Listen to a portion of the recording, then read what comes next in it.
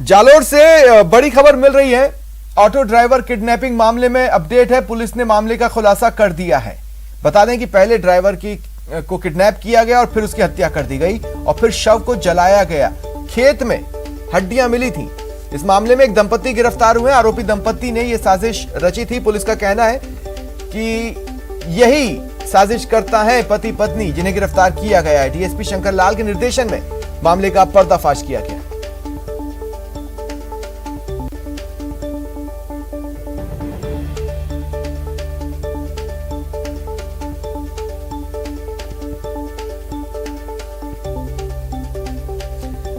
Driver हत्याकांड मामले में पुलिस ने खुलासा कर दिया है। एक दंपति गिरफ्तार हुए, पति पत्नी। इन पर आरोप है कि इन्होंने ही इस ड्राइवर की हत्या की साजिश रची। तरीका अपनाया कि पहले ड्राइवर को किडनैप किया गया, फिर उसका मर्डर किया गया और फिर जला दिया गया। खेत में इस ड्राइवर की हड्डियां मिली थी। इसके बाद पुलिस ने कड़ी दर कड़ी जोड़ते हुए यह सफलता हासिल की है।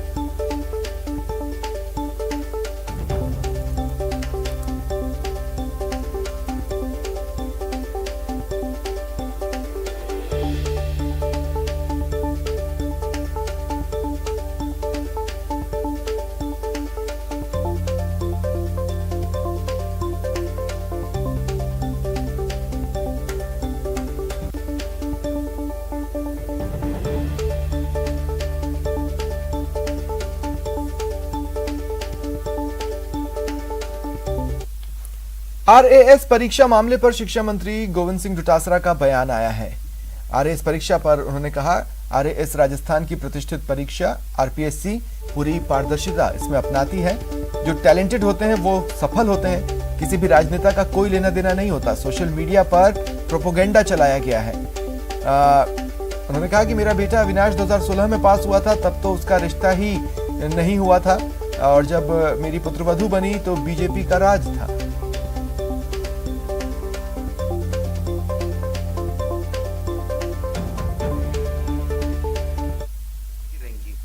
किसी भी राजनेता का कोई लेना देना नहीं होता है।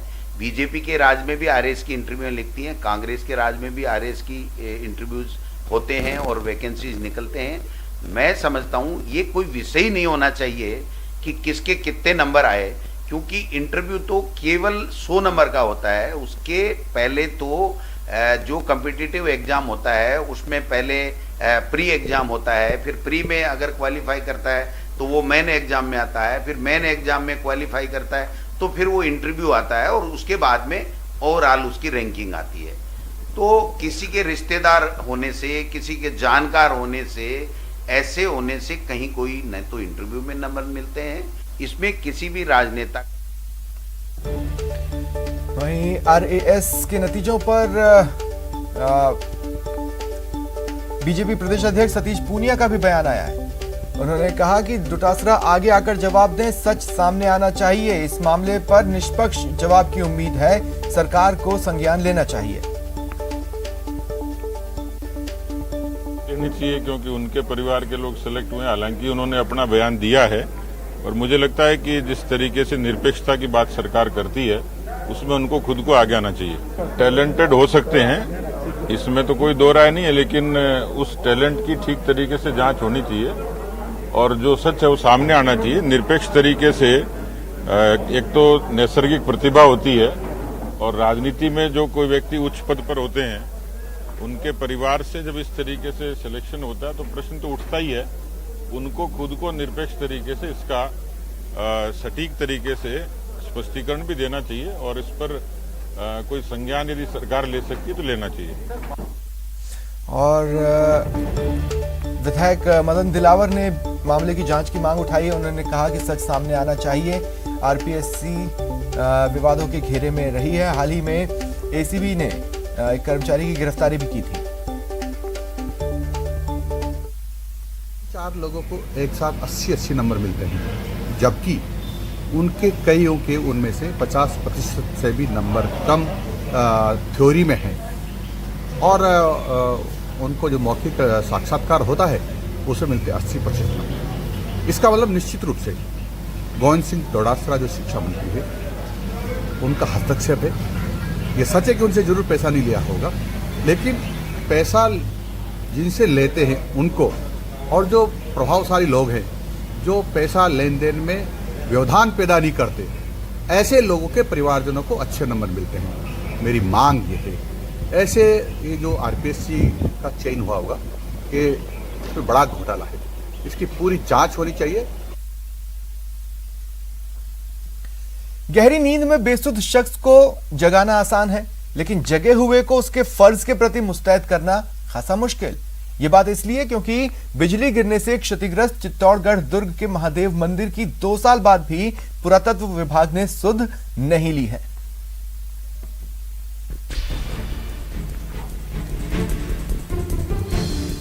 दो साल से नहीं जागे एएसआई के जिम्मेदार, महादेव मंदिर को मरम्मत की दरकार, जर्जर इमारत की सुध लो सरकार, या एक और हादसे का है इंतजार। 2 साल पहले सर बिजली गिरी थी और बिजली गिरने के बाद ऊपर का गुंबद क्षतिग्रस्त हो गया था, जो नीचे आके गिर गया। आधा जो ऊपर का है वो ऊपर ही ठहरा हुआ है। ये स्याह सच, ये तल्ख हकीकत उस पुरातत्व विभाग की है जिस पर ऐतिहासिक इमारतों की देखरेख का जिम्मा है, लेकिन जो अपनी जिम्मेदारियों से गाफिल, अपने फर्ज से बेपरवाह है। इसकी तस्दीक ये तस्वीरें भी कर रही हैं। चित्तौड़गढ़ के देवरिया महादेव मंदिर के गुंबद पर 2 साल पहले बिजली गिरी, जिससे मंदिर का शिखर बुरी तरह से बिखर गया। शिखर का बड़ा हिस्सा नीचे गिर गया, मंदिर परिसर का फर्श भी टूट गया। शिखर का एक बड़ा टुकड़ा ऊपर ही पड़ा है, जो कभी भी नीचे गिर सकता है। सबको खतरा साफ साफ नजर आ रहा है, लेकिन फिर भी गैर जिम्मेदारी का आलम है।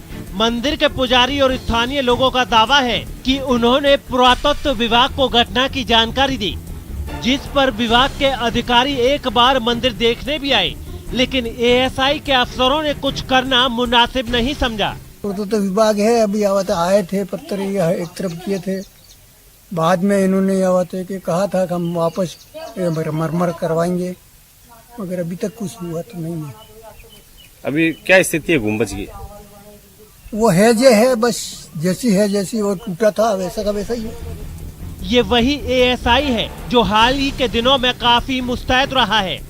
बिजली गिरने से क्षतिग्रस्त कीर्ति स्तंभ पर तड़ित चालक लगाने का काम मंगलवार शाम को पूरा कर दिया गया, पर देवरिया महादेव मंदिर के प्रति उपेक्षा विभाग के जिम्मेदारों को कटघरे में खड़ी करती है, उनकी नीति और नीयत पर सवाल उठाती है। इस लापरवाही पर तो यही कहा जा सकता है कि पुरातत्व विभाग को किसी बड़े हादसे का इंतजार तो नहीं। न्यूज 18 राजस्थान के लिए चित्तौड़गढ़ से सुभाष बैरागी की रिपोर्ट।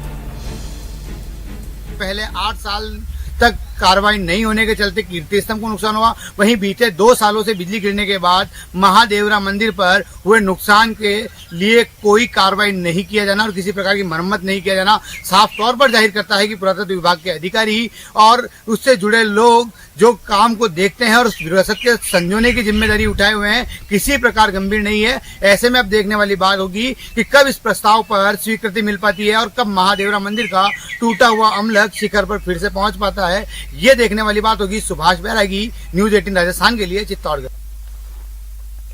और अब दिखाते हैं 2 ऐसी तस्वीरें जो बेहद जानलेवा है। देखिए, पहली तस्वीर नागौर की, डीजे की धुन पर 2 युवक बाइक पर स्टंट कर रहे हैं, और दूसरी तस्वीर है जालोर की, जहां शादी समारोह में कुछ युवक स्टंट कर रहे हैं। हम आपसे यही अपील कर सकते हैं कि ऐसे स्टंट कभी ना करें, क्योंकि जरा सी चूक भी जान पर भारी पड़ सकती है।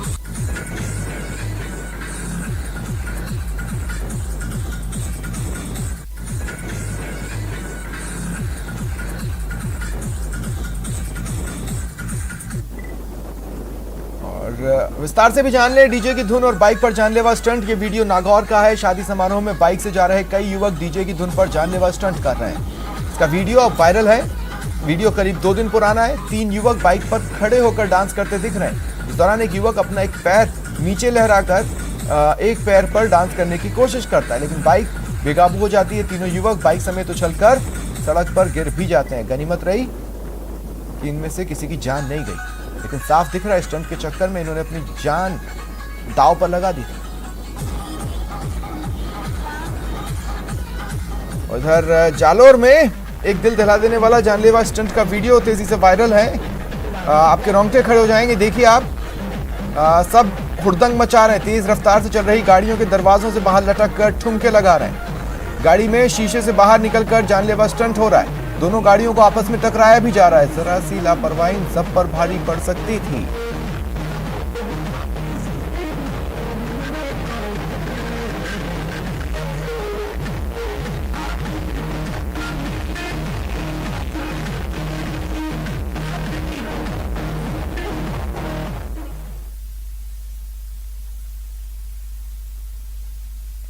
पहाड़ पर कैसे आफत दस्तक दे रही है वो देखिए। हिमाचल प्रदेश के सोलन की तस्वीर, ऊपर से सैलाब गिर रहा है, नीचे एक ट्रक फंसा है। ड्राइवर ने जब यहां पर बने ब्रिज से निकलने की कोशिश की, पहाड़ से गिर रही इस आफत में फंस गया, उसकी जान पर बनाई। उसने काफी कोशिश की इस मुसीबत से बाहर निकलने की, लेकिन कामयाब नहीं हुआ। आखिरकार जान बचाने के लिए वो किसी तरह ट्रक से बाहर निकल आया और उसकी जान बची।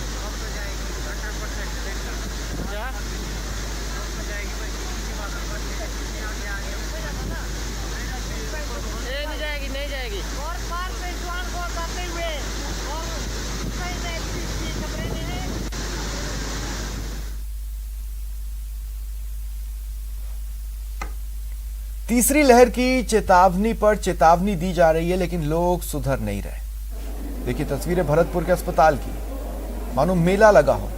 सोशल डिस्टेंसिंग तो दूर दूर तक नहीं दिख रही। साफ दिख रहा है सब बेफिक्र हैं, जैसे इनके लिए कोरोना खत्म हो चुका हो। अस्पताल प्रशासन ने भी सोशल डिस्टेंसिंग फॉलो करवाने में दिलचस्पी नहीं दिखाई। अब इसे अस्पताल में मर्ज पर मरहम कहें या अच्छे खासे इंसान को बीमारी का तोहफा, यह कह पाना मुश्किल हो चला है।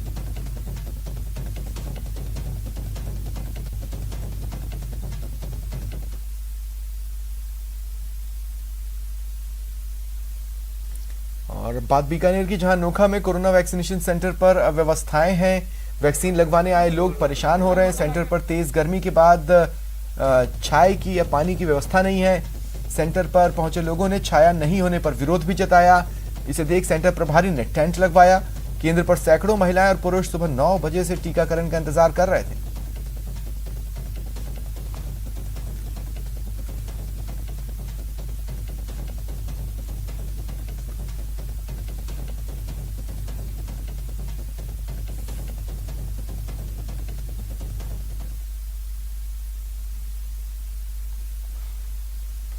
और अब बात भरतपुर से आई उस तस्वीर की जो डरा रही है। ये तस्वीर शहर के अस्पताल रोड पर लगे हाट की है। देखिए, कोरोना गाइडलाइंस की लोग सरेआम धज्जियां उड़ा रहे हैं। क्या दुकानदार, क्या ग्राहक, मास्क दिख तक नहीं रहा। सोशल डिस्टेंसिंग दूर दूर तक नहीं। मास्क और सोशल डिस्टेंसिंग को लेकर सवाल खड़ा करने पर लोग लड़ने को उतारू हो गए। लोगों की लापरवाही और बेपरवाह प्रशासन ऐसा ही चलता रहा तो तीसरी लहर की आशंका सच भी हो सकती है।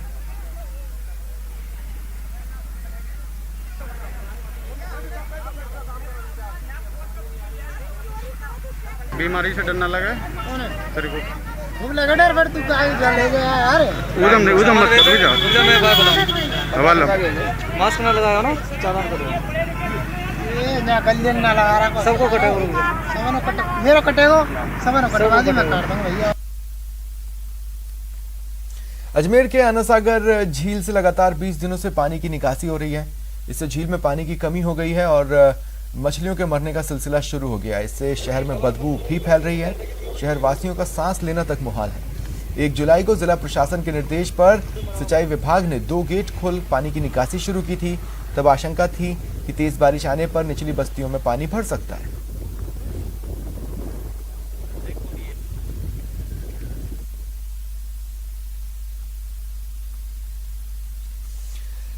नई पहल करते हुए लाइब्रेरी ऑन व्हील्स की शुरुआत की गई है। इसके जरिए लोग अपने पसंद की किताबें सड़क किनारे खड़े होकर तसल्ली से पढ़ सकते हैं। पढ़ने पढ़ाने का शौक जब जुनून बन जाए तो उसकी एक तस्वीर ऐसी भी हो सकती है। अजमेर के आना सागर चौपाटी पर लोगों की ये भीड़ उस ट्रक के पास लगी है जिस ट्रक को कुछ दोस्तों ने चलती फिरती लाइब्रेरी में बदल दिया है। वो भी एक ऐसी लाइब्रेरी जहां लोगों को अपनी पसंद की किताबें खड़े खड़े पढ़ने की सुविधा मिल जाती है। खास बात यह है कि ये लाइब्रेरी ऑन व्हील्स की जगह रोजाना बदलती रहती है, ताकि इस लाइब्रेरी तक पहुंचने के लिए किसी को ज्यादा मेहनत ना करनी पड़े और सबको उनके इलाके में घर के पास पढ़ने के लिए किताबें मिल जाएं। अजमेर में लाइब्रेरी ऑन व्हील्स का आइडिया अजमेर के ही रहने वाले बिपिन और उसके 4 दोस्तों का है। किताबें जो देना चाहते हैं और किताबें जो लेना चाहते हैं, हम दोनों की मदद कर रहे हैं। हमारा मेन उद्देश्य ये है कि जो कार्बन फुटप्रिंट है वो कम हो और रीयूज़ का जो है वो लोगों में बढ़े कि किताबें एक बार नहीं, 2 बार नहीं, 4 बार यूज़ कर सकते हैं। इस लाइब्रेरी ऑन व्हील्स की सबसे खास बात यह है कि इसे एक बुक बैंक का भी रूप दिया गया है, जहां से अभिभावक अपने बच्चों की पुरानी किताबों के बदले मुफ्त में नई क्लास की किताबें भी ले सकते हैं और लोग इसका फायदा भी उठा रहे हैं। जिन बुक्स को वो पढ़ चुके हैं स्कूल में उन्होंने पढ़ लिया, कॉलेज में पढ़ लिया, लेकिन अब वो उनके बाद में उनके काम की नहीं है, लेकिन निश्चित रूप से वो बुक्स उस क्लास में आने वाले दूसरे बच्चों के काम के आ सकती है। इस थीम को लेकर, इस प्रेरणा के साथ इन्होंने ये कैंपेन शुरू किया है। अच्छी बारिश के लिए लोग अब टोटकों का सहारा ले रहे हैं। 12 में मेंढक मेंढकी के पूरी विधि विधान से शादी रचाई गई। इस अनोखी शादी को देखने के लिए आसपास के ग्रामीण बड़ी संख्या में उमड़े। दरअसल आषाढ़ खत्म होने को है और बारिश कम होने से फसलों की बुआई नहीं हो पाई है। इसी के चलते ग्रामीण इंद्रदेव को रिझाने के लिए टोटकों का सहारा ले रहे हैं। ऐसी मान्यता है कि मेंढक मेंढकी का विवाह कराने से अच्छी बारिश होती है।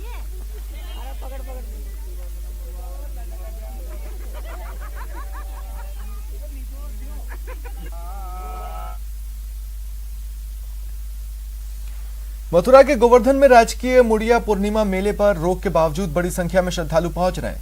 इनकी भीड़ को रोकने के लिए मथुरा प्रशासन और भरतपुर प्रशासन ने अपने अपने रास्तों को सील कर श्रद्धालुओं को वापस भेजना शुरू कर दिया है। बता दें 20 जुलाई से 24 जुलाई तक लगने वाले मुड़िया पूर्णिमा मेले को कोरोना के कारण निरस्त कर दिया गया। श्रद्धालुओं की भीड़ रोकने के लिए स्थानीय बाजारों के साथ कई मंदिरों को भी बंद कराया गया है, लेकिन फिर भी श्रद्धालु पहुंच रहे हैं और परिक्रमा कर रहे हैं।